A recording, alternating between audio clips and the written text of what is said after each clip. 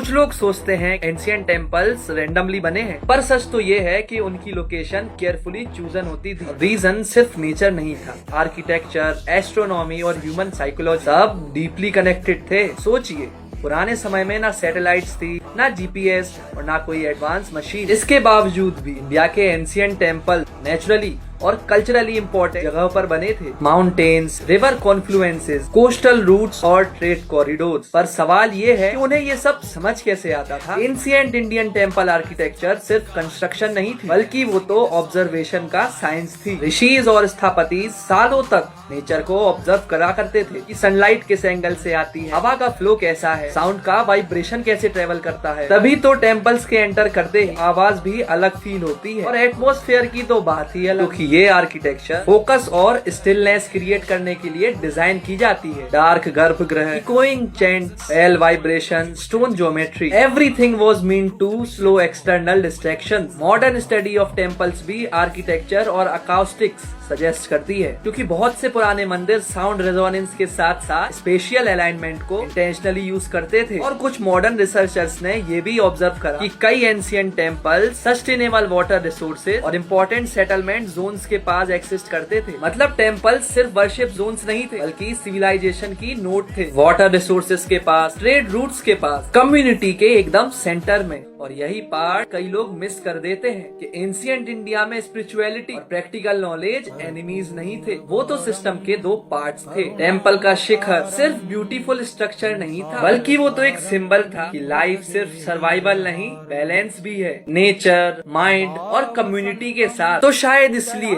जब आज हम पुराने टेम्पल्स के अंदर जाते हैं तो सिर्फ हिस्ट्री फील नहीं होती, बल्कि ऐसा लगता है कि जैसे आज वो जगह क्वाइटली अलाइव हो।